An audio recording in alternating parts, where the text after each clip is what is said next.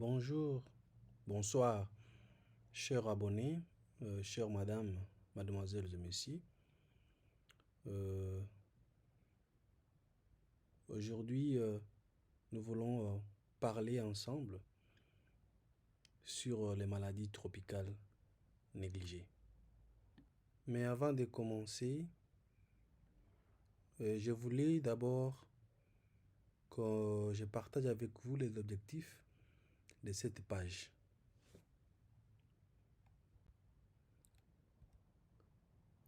L'objectif numéro 1 est d'informer de l'existence des maladies tropicales négligées,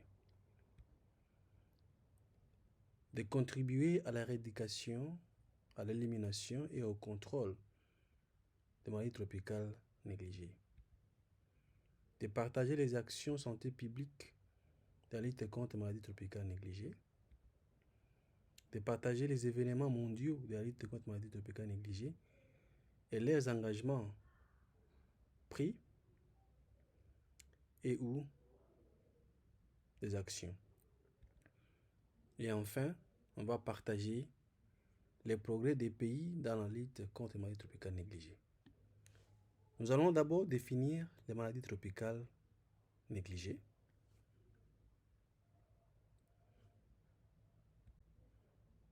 Les maladies tropicales négligées constituent un groupe diversifié de 20 affections qui sévissent principalement dans les régions ou bien dans les zones tropicales. Et ces maladies touchent plus des milliards de personnes dans les communautés les plus pauvres. Alors, quelles sont les causes des maladies tropicales négligées? Parmi les causes, nous avons les virus, les bactéries, les protozoaires, les helminths, les champignons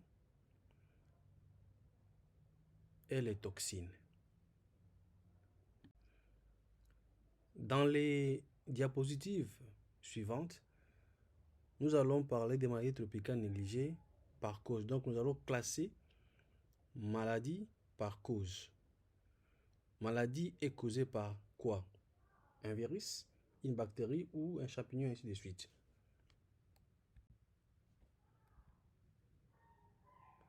Alors, premièrement, on va voir les maladies causées par un virus. Nous avons la rage, la dengue et le chikungunya. Les maladies qui sont causées par un protozoaire, nous avons la maladie des Chagas, nous avons la leishmaniose et la trypanosomiase humaine africaine, communément appelée maladie du sommeil. Les maladies qui sont causées par un champignon, nous avons les mycétomes et les chromoblastomycoses et autres mycoses profondes. La maladie tropicale négligée causée par une toxine, nous avons l'envenimation par morsure des serpents.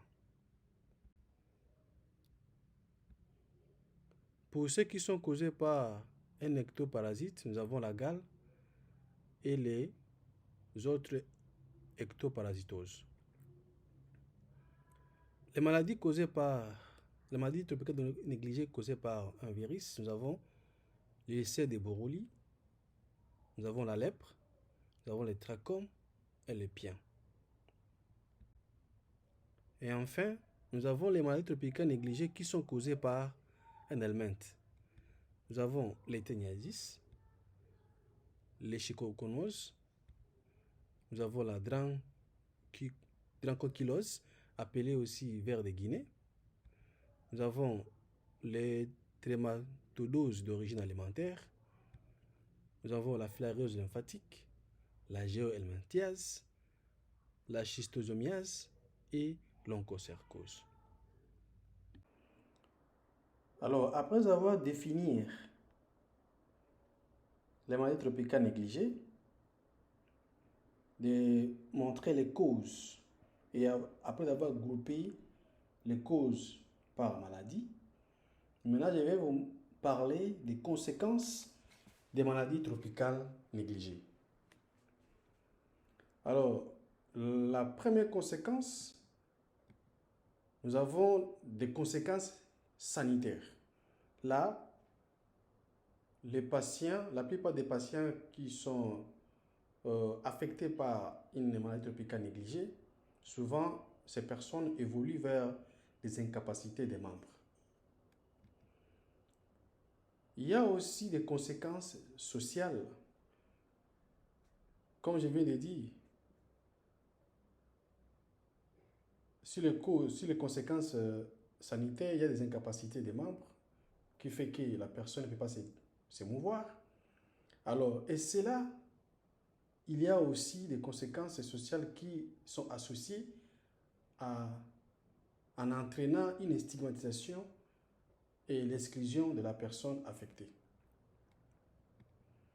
Et enfin, nous avons des conséquences économiques qui sont vraiment désastreuses pour plus d'1 milliard de personnes qui sont dans la pauvreté. Alors, je ne peux pas terminer cette petite présentation d'aujourd'hui sans toutefois vous dire merci de votre attention. Alors, comme j'avais dit dans les slides ou bien les diapositives précédentes, un des objectifs que nous avons, c'est de contribuer à la prévention, à l'éradication, l'élimination et au contrôle des maladies tropicales négligées. C'est pourquoi je vous demande vraiment d'aimer cette page, de partager au maximum pour que la plupart des personnes qui ne savent pas de l'existence des maladies tropicales négligées puissent le savoir. Et aussi, je voulais dire que cette présentation, c'est comme une fondation qui va nous permettre de migrer vers la présentation de chaque maladie. Donc, dans les prochaines publications, nous allons commencer à parler d'une maladie par maladie. Ça veut dire qu'on va parler, par exemple, de l'ulcère de Buruli. On va d'abord définir qu'est-ce que c'est l'ulcère de Buruli.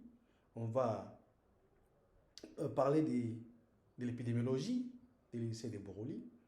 Puis, on va parler de comment diagnostiquer un ulcère de Buruli, les traitements.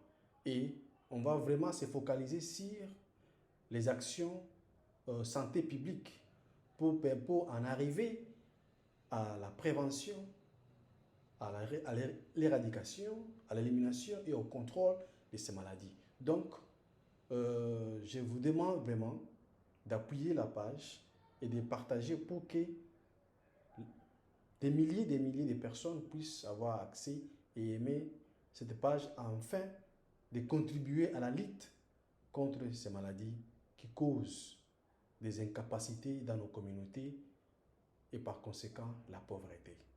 J'ai dit et je vous remercie.